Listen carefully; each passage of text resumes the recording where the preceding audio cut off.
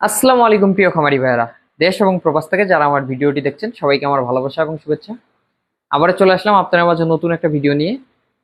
ইদানিং আমার কমেন্টের মাঝে একটা প্রশ্ন অনেক আসতেছে এই গাভীগুলো কেনার পর থেকে, সেটা হলো যে ভাই এই গরুগুলো তো হিটে আসবে, হিটে আসলে কি করবেন? হিটে আসলে খেতে চাবে না, তখন কি করবেন? অথবা হিটে আসলে তো গরু শুকিয়ে যাবে। অর্থাৎ এই হিট নিয়ে আপনাদের অনেক ধরনের কুসংস্কার চিন্তা ভাবনা কিন্তু মাথায় ঘুরপাক খায়। তো আমি প্রথমেই বলি, এর আগে আমি যখন গরুর ধাতু ক্ষয় নিয়ে আলোচনা করি তখন কিন্তু আমি বলছিলাম যে এটা সৃষ্টিকর্তা প্রদত্ত একটা প্রক্রিয়া।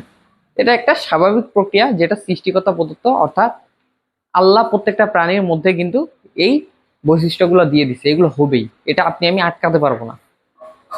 এই যে গাভীটা, এই গাভীটা কিন্তু আমার আগে যেই জায়গায় ছিল, অন্য যে খামারে ছিল বা বাসায় ছিল, সেখানে যে হিটে আসতো না এমনটা কিন্তু না।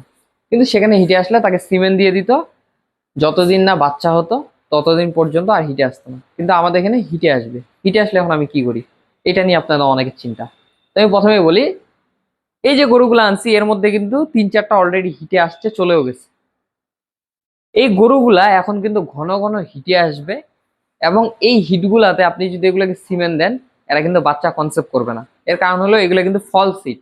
এই হিটগুলো আসার কারণ হলো ভালো ভালো খাবার খাচ্ছে, ভালো ভালো খাবার খাওয়ার ফলে, এবং আপনার মোটামুটি যেহেতু এর আগে আপনার ভালো ভালো কোনো খাবার পায় নাই বা পুষ্টি পায় নাই, এখন যখন হঠাৎ করে একটা ভালো একটা মানে পুষ্টিযুক্ত প্রোটিনযুক্ত একটা খাবার পাচ্ছে, তখন কিন্তু এগুলো যেটা হচ্ছে, গরুগুলো আপনার হিটে চলে আসতেছে। তো হিটে চলে আসলেও এই হিটটা আসলে স্বাভাবিক কোনো হিট না, এটা আসলে আপনার ফলস হিট। তো এই ফলস হিটে যখন গরুগুলো চলে আসতেছে, এখানে কিন্তু আমি সিমেন্ট দিলেও এখান থেকে আমি বাচ্চা টাচ্চা পাবো না, বা আমি এখানে সিমেন্ট দিতেও যাব না। আমি আসলে ফলস হিটেই আসুক আর সরাসরি হিটেই আসুক, এই হিটে আসলে আসলে আসলে কি করি গরুর সাথে?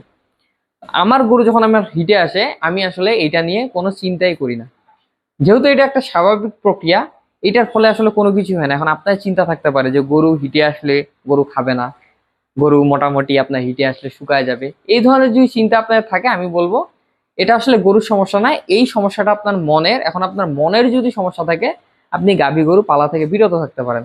আবার ষাঁড় গরু পাললে উত্তেজিত হবে, সেখানেও মনে করেন যে দেখবেন যে আপনার এই সমস্যা হচ্ছে, তখন আবার ষাঁড়ও পালতে পারবেন না।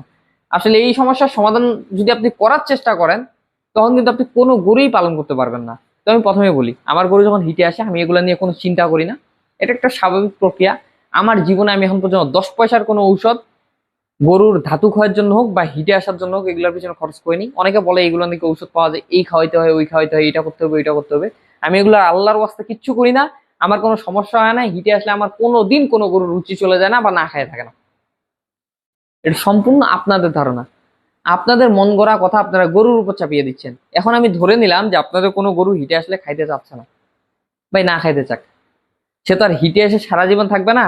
হয়তো বা একবেলা হিটে থাকবে, ওই একবেলা খাবে না বা একটা দিন খাবে না, আহামরি অত শুকিয়ে যাবে না। এটার জন্য মানে কোনো ঔষধ খাওয়াইতে হবে এটা আমি মনে করি না। কিন্তু তারপর আপনাদের আমি বলি, আমার কিন্তু এই ধরনের সমস্যা হয় না, কারণ আপনার গরুর যদি রুচি থাকে, আপনার গরু না খেয়ে থাকবে না ভাই, যত হিটে আসুক। তারপরও আপনাদের যদি মনে হয় যে আমার গরু হিটে আসলে না খেয়ে থাকতে পারে, সেক্ষেত্রে আপনারা একটা কাজ করতে পারেন, বিভিন্ন আমরা যে ভিটামিন ইঞ্জেকশন গুলো দিই এগুলো দেওয়া টোটালি অফ করে দিতে পারেন। কারণ এখানে যেটা হয় যে ভিটামিন ইঞ্জেকশন গুলো দিলে, যেহেতু এডি দিতে বলি, আপনাকে ক্যাটাফস দিতে বলি, তো এডি দিলে হয় কি গরুগুলো হিটে চলে আসে। তো যদি হিটে আসলে আপনার গরু না খায়, আপনারা ইঞ্জেকশনটা করা বাদ রাখবেন, তাহলে কিন্তু খাবার খেয়ে হিটে আসবে, কিন্তু হয়তো বা ধরেন যে 20 দিনে একবার আসবে, বা 90 দিনে প্রজেক্ট করলে 3 থেকে 4 বার একটা গরু হিটে আসবে, অতটা সমস্যা হবে না। কিন্তু ভিটামিন ইঞ্জেকশন করলে আসলে দেখবেন কিন্তু 5 দিন 7 দিন 10 দিন পর পর গরু হিটে আসে। এটাকে বলে ফলস হিট। এটা আসলে আপনার পরিপূর্ণ হিট না, ফলস হিট। শুধু দেখবেন যে আপনার আপনার মনে হবে যে গরু হিটে আসছে, কিন্তু আসলে গরু হিটে আসে নাই, আর এটা নিয়ে কোনো সমস্যা হয় না। আমার এই গরুগুলো অলরেডি এক একটা করে 2 বার 3 বার করে ফলস হিটে চলে আসছে এই 10 দিনে, 3 দিন পর পর হিটে আসতেছে। তাই বলে আমি কি চিন্তা করতেছি? কোনো চিন্তা করি না। আমার গরুর ফুল রুচি আছে, ফুল খাচ্ছে, আপনার গরুও খাবে। যদি না খায়, কিভাবে খাবে, রুচির ওষুধ কি দিবেন, এগুলো নিয়েও আমার ভিডিও আছে। সব থেকে বড় কথা, আপনি যখন একটা গরুকে যখন দানাদার খাবার দিবেন ভাই, সে যদি হিটের বড় বাপ আরো হিটও আসে, সে গরুটা ঠিকই খাবে। আপনারা গরুকে খাওয়ান খড়, খাওয়ান ঘাস, হিটে আসে খায় না, তখন বলেন ভাই আমার গরু খাইতে চায় না, হিটে আসলে এই সমস্যা ওই সমস্যা। দানাদার দেন তো একটা গরু, কেমনে না খেয়ে থাকে? গরু দানাদার খাবার পেলে কিন্তু পাগলের মতো হয়ে যায়, পাগলের মতো খেতে চায়। আপনার গরু হিট কেন, ওর যদি ভিতর দিয়ে জ্বরও বয়ে যায়, তারপরও কিন্তু অনেক গরু আছে আপনার দানাদার খাবার খাওয়া বন্ধ করে দেয় না, কারণ দানাদারের প্রতি তাদের একটা আলাদা রকম একটা টান কাজ করে, একটা লোভ কাজ করে। তো আপনি গরুকে দানাদার দেন, আপনার গরু খাচ্ছে কিনা হিটে আসার পর। তারপর যদি না খায় তারপর আপনি রুচি ওষুধ খাওয়াতে পারেন, কিন্তু আপনি খড় দিবেন ঘাস দিবেন গরু খাবে না, তখন বলবেন হিটে আসে খাচ্ছে না, এটা তো কেমন?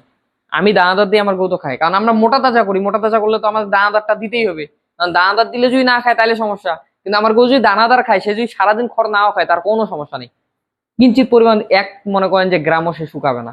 খড় না খাওয়ার জন্য হয়তো বা তার পেট বড় হবে না, পেটটা ভরাট হবে না, কিন্তু সে মোটা ঠিকই হবে, কারণ মোটা তো হবে দানাদারের উপর। আপনার খড়ে কিন্তু কোনো পুষ্টি প্রোটিন কিছু থাকে না, যেটা থাকে সম্পূর্ণ দানাদারটার উপরেই থাকে। আমি ষাঁড় গরু পালন করলে তারপরে ইউএমএস করে খাওয়াই, কিন্তু এগুলোকে তো ইউএমএসটাও খাওয়াই না, সরাসরি খড়টাই খাওয়াই।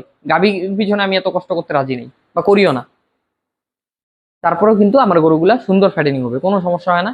এবং আমি এর আগেও যে মোটা করছি, আমার এই হিট নিয়ে অন্তত কোনো সমস্যা হয় না। আপনারা দানাদার খাবারটা যখন বানাবেন, দেখিয়েন আমার ভিডিও আছে কিভাবে আমি দানাদার খাবার বানাই, ওইভাবে যদি সুন্দরভাবে বানাইতে পারেন, আপনার গরু কিন্তু এই দানাদার খাবারগুলো খুব টেনে টেনে খায়, মানে খুব রুচি সহকারে খায়। হিট জনিত কারণ নিয়ে কোনো সমস্যা থাকে না আসলে।